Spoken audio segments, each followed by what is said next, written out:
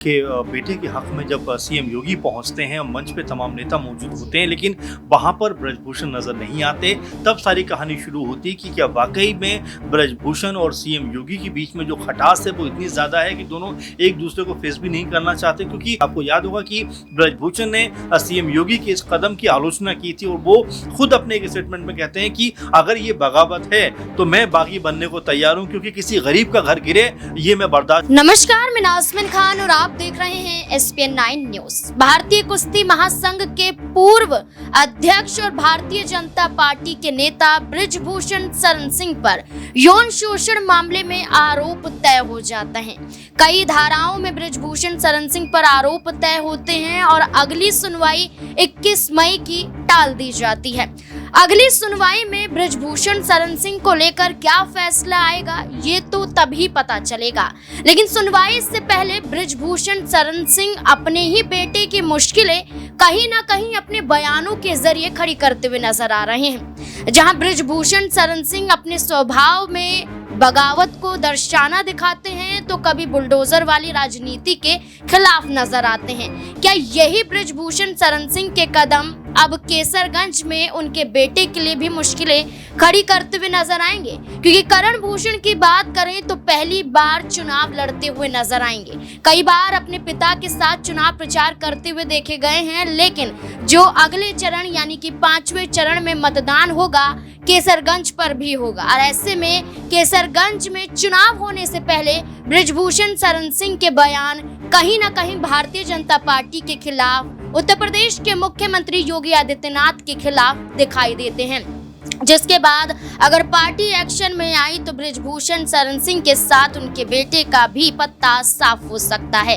इससे जुड़े हुए तमाम सवाल बनते हैं कि क्या वाकई ब्रिजभूषण शरण सिंह अपने बेटे के लिए मुश्किलें खड़ी कर रहे हैं या रास्ता बनाने की कोशिश कर रहे हैं। मेरे वरिष्ठ सहयोगी अमन सर मेरे साथ जुड़ चुके हैं। अमन सर, क्या लगता है कि जैसे ब्रिजभूषण शरण सिंह के लगातार बयान सामने आ रहे हैं, एक तरफ तो कहते हैं कि आरोप तय हो जाएंगे तो फांसी पर लटक जाऊंगा, वहीं दूसरी तरफ कभी कुछ गड़बड़ी होती है तो भरे मंच से माफी मांगते हुए भी नजर आते हैं। लेकिन वही स्वभाव देखा जाए तो भरे मंच से थप्पड़ जड़ते हुए भी एक युवक को देखे गए हैं। अब अपनी ही सरकार के खिलाफ बार बार बोलना ब्रिजभूषण शरण सिंह आखिरकार चाहते क्या है? अपनी पार्टी से अलग हटना या फिर अपने बेटे की मुश्किलों को बढ़ाना? देखिए, बिल्कुल जाहिर सी बात है, क्योंकि परसों जब उनके बेटे के हक में जब सीएम योगी पहुंचते हैं, मंच पे तमाम नेता मौजूद होते हैं, लेकिन वहां पर ब्रजभूषण नजर नहीं आते। तब सारी कहानी शुरू होती है कि क्या वाकई में ब्रजभूषण और सीएम योगी के बीच में जो खटास है वो इतनी ज्यादा है कि दोनों एक दूसरे को फेस भी नहीं करना चाहते। क्योंकि आपने कुछ दिनों पहले भी उनके मुंह से सुना होगा, जो ब्रजभूषण ये बात कहते हुए नजर आए कि मेरे नेता जो है वो मोदी हैं और योगी तो मुख्यमंत्री हैं। इसको लेकर सारी की सारी बात इसलिए भी निकल के सामने आती है क्योंकि ब्रजभूषण ने खुलेआम तौर पर जो कह सकते हैं कि बुलडोजर नीति है उसका विरोध किया था। आपको याद होगा कि ब्रजभूषण ने सीएम योगी के इस कदम की आलोचना की थी और वो खुद अपने एक स्टेटमेंट में कहते हैं कि अगर ये बगावत है तो मैं बागी बनने को तैयार हूं, क्योंकि किसी गरीब का घर गिरे ये मैं बर्दाश्त नहीं करूंगा। बुलडोजर जो आप चला रहे हैं वो कहीं से भी तर्क संगत न्याय संगत नहीं है, क्योंकि जिस ने आरोपी ने जो भी गुनाह किया है उसको आप पकड़िए, जेल में डालिए, लेकिन घर क्यों गिरा रहे हैं? क्योंकि एक घर को बनाने में आदमी कितनी मुश्किलों से गुजरता है इसका एहसास आपको होना चाहिए। उन्होंने कहा कि मैं उन गरीबों के साथ में खड़ा हूं, भले ही आप मेरे साथ हो या ना हो, भले ही आप मुझको बगावत करने वाला बोलो, बागी बोलो, लेकिन अगर इन कदमों को उठाने के बाद अगर मुझे आप बगावत वाला भी बोलते हो, बागी बोलते हो, तो मैं बागी बनने को तैयार हूं।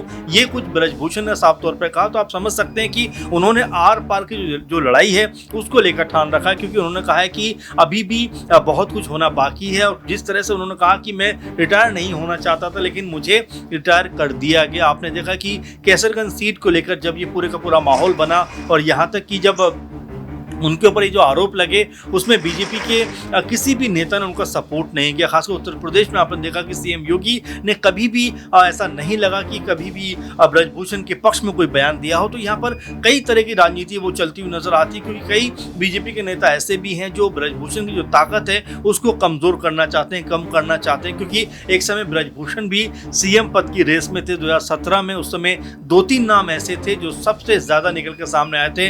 इसमें से अगर हम कुछ नामों की बात करें तो केशव प्रसाद मौर्य का नाम भी सामने था, वरुण गांधी का नाम भी सामने था और ब्रजभूषण शरण सिंह का नाम भी सामने था, लेकिन इन सब में से अचानक तीनों को पीछे करते हुए से जो योगी आदित्यनाथ था उनका नाम निकलकर सामने आता है और वो सीएम बन जाते हैं। हो सकता है कि ये जो मन में खटास है, मन में जो दर्द है, उसी चीज को लेकर हो कि मैं सीएम बनते बनते रह गया, क्योंकि उम्र भी और पॉलिटिकल जो अनुभव है, दोनों मामलों में ब्रजभूषण जो है वो योगी जी से सीनियर हैं। तो आप समझ सकते हैं कि वो जो दर्द है वो कहीं ना कहीं उनके मन में बैठा हुआ है और उस दर्द को लेकर वो जी रहे हैं और कभी भी योगी के सामने वो नहीं जाना चाहते। आपने देखा कि उनके ही कह सकते हैं क्षेत्र के अंदर जब इस तरह की रैली होती है, इस तरह का आयोजन होता है, उसमें उनका नहीं आने का मतलब ये है कि वो भले ही बेटे को सपोर्ट कर रहे हो एक सीएम के नाते, लेकिन ब्रजभूषण जो एक पॉलिटिकल रंजिश है उसको उसके तहत जो है उनका सामना नहीं करना चाहते। इसीलिए हो सकता है कि उनके बेटे का कहीं ना कहीं इसमें नुकसान भी हो, लेकिन वो कहते हैं कि मैं तमाम चीज़ों से समझौता कर सकता हूं, लेकिन इस तरह की जो ओछी चीज़ें हैं उनसे मैं समझौता नहीं करूंगा। इसीलिए ब्रजभूषण अभी भी जो उनका अकड़ वाला अंदाज है उस पर कायम नजर आते हैं। देखिए, यहाँ पर ब्रजभूषण शरण सिंह के अकड़ की बात आपने की। अगर अगली सुनवाई में अगर यहाँ पर अभी आरोप तय हुए हैं, यहाँ पर सजा मिल जाती है, जेल हो जाती है और लंबी सजा मिलती है, तो राजनीतिक करियर की बात करें तो वो कहीं ना कहीं थम सा जाएगा। तो क्या दबदबा तब भी ब्रजभूषण शरण सिंह दिखाते हुए नजर आ सकते हैं? देखिए, उनकी उम्र की अगर बात करें तो लगभग 67 साल की उम्र हो रही है। कई चुनाव वो लड़ चुके हैं, राजनीति का लंबा दौर देख चुके हैं, तो ऐसा कोई नया उनके लिए नहीं है कि उस चीज़ के लिए वो जीना चाहते हैं, उस चीज़ को वो पाना चाहते हैं। लेकिन हाँ, सीएम बनने की ख्वाहिश मुझे लगता है उनकी कहीं ना कहीं रह गई, कि जो वो उनकी बातों से लगता है कि सब भाग्य की बात है और योगी जी को सीएम पद मिला, ये सब भाग्य की बात है, तो ये आप मान सकते हैं। लेकिन देखिए, दबदबा जहाँ रहने की बात है, कायम होने की बात है, तो वो उनके जब तक वो हैं वो दबदबा कभी ख़त्म होने वाला नहीं है, क्योंकि जिस तरह से उन्होंने 30-40 साल लगातार इस क्षेत्र को दिए हैं, यहाँ पर जो अपनी सियासी जमीन को मजबूत किया है, वो उनकी बहुत बड़ी पूंजी है। आप देखिए, अभी भी जहाँ वो खड़े होते हैं, हजारों की तादाद में लोग आकर खड़े हो जाते हैं, उनको सुनना चाहते हैं, उनकी बातों को समझना चाहते हैं। तो ये बताता है कि किस तरह से उन्होंने ताकत के साथ में अपनी चीजों को जिया है। और उससे बड़ी बात की नाजमीन की देखिए, पीएम मोदी से लेकर अमित शाह और तमाम बीजेपी के नेता हर एक बात पर रिएक्ट करते हैं, हर बात पर अपना ट्वीट करते हुए नजर आते हैं, लेकिन ये नेता जब ब्रजभूषण के खिलाफ इस तरह का मामला आता है तो बोलने की हिम्मत तक नहीं कर पाते। ये बताता है कि किस तरह की ताकत, किस तरह की हिम्मत ब्रजभूषण के अंदर है और लगातार वो उसको पेश भी करते हुए नजर आते हैं। आपने देखा, कोर्ट में भी जाते हैं तो बड़े रौब के साथ में जाते हैं। तो आप समझ सकते हैं कि ब्रजभूषण की जो ताकत है वो शायद उनका रौब ही है, जिसको वो खत्म करना नहीं चाहते। वो बिल्कुल उसी पे अडिग रहना चाहते हैं, भले ही वो अदालत से फैसला उनके पक्ष में आए या उनके खिलाफ आए, लेकिन जिस अंदाज में वो जिए हैं उसी अंदाज में उनकी बातों से ऐसा लगता है कि वो जीना चाहते हैं। देखिए, बिल्कुल यहाँ पर लेकिन सवाल ये भी बनता है कि करण भूषण कहते हैं कि केसरगंज सीट पर कोई भी टक्कर नहीं है, यहाँ पर वो चुनाव जीतते हुए नजर आ रहे हैं, पहली बार चुनाव में उतर रहे हैं, चुनाव का जीत का दावा कर रहे हैं। लेकिन ब्रजभूषण शरण सिंह के इन तमाम बयानों के चलते या ब्रजभूषण शरण सिंह केसरगंज पर चुनाव कई बार जीतते हुए नजर आए हैं, तो क्या बेटे को फायदा क्या ब्रजभूषण शरण सिंह की वजह से मिलेगा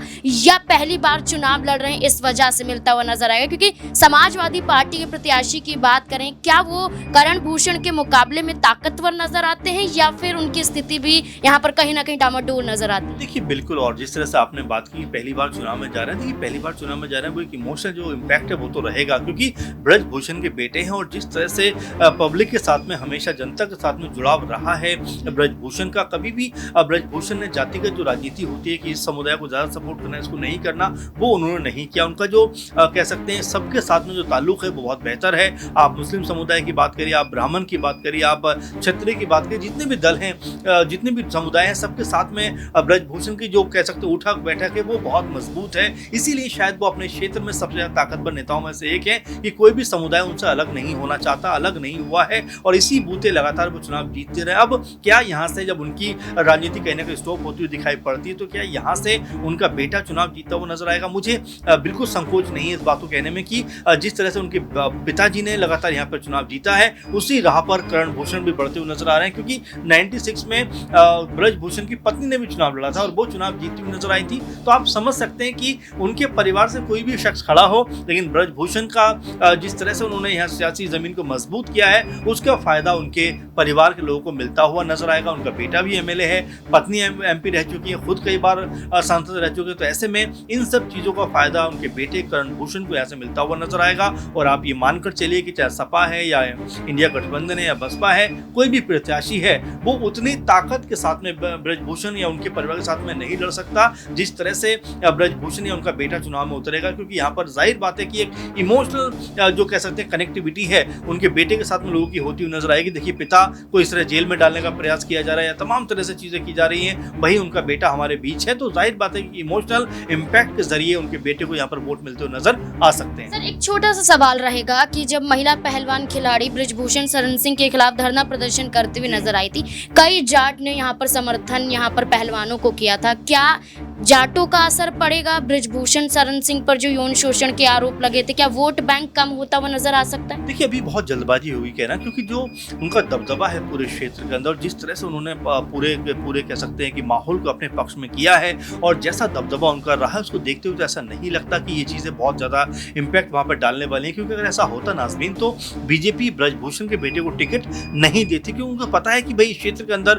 ब्रजभूषण ने उतनी पैठ बनाई हुई है, अगर उनको हटाते हैं तो जाहिर बात है कि उनका प्रत्याशी यहाँ से हारता हुआ दिखाई पड़ेगा। इसीलिए उन्होंने ब्रजभूषण को साइडलाइन करते हुए कहा कि भाई आप आराम से बैठिए, आप कई बार सांसद बन चुके, आप अपने बेटे को मौका दीजिए। तो आप समझ सकते हैं कि जो वोट बैंक है वो कहीं ना कहीं उनके साथ में अडिग होकर खड़ा हुआ, उस पर कोई बहुत बड़ा फर्क नहीं पड़ने वाला। देखिए, बिल्कुल यहाँ पर करण भूषण कहीं ना कहीं अपने पिता के दबदबे की वजह से वो भी कहीं ना कहीं दबदबा केसरगंज की सीट पर दिखाते हुए नजर आ रहे हैं, लेकिन ब्रिजभूषण शरण सिंह पर जो आरोप तय हुए हैं, अगली सुनवाई में अगर ब्रिजभूषण शरण सिंह को लेकर कोई बड़ा फैसला यहाँ पर सामने कोर्ट की तरफ से आ जाता है, तो कहीं ना कहीं असर भारतीय जनता पार्टी पर भी पड़ेगा और करण भूषण के चुनाव पर भी पड़ता हुआ नजर आएगा, जो केसरगंज से लड़ते हुए दिखाई दे रहे हैं। अब देखना होगा कि इस पूरे मुद्दे को लेकर क्या सियासत गरमाती हुई नजर आती है। इस मुद्दे को लेकर अब आपकी क्या राय है, कमेंट सेक्शन में जरूर बताएं। देखते रहें SPN9 न्यूज़। धन्यवाद।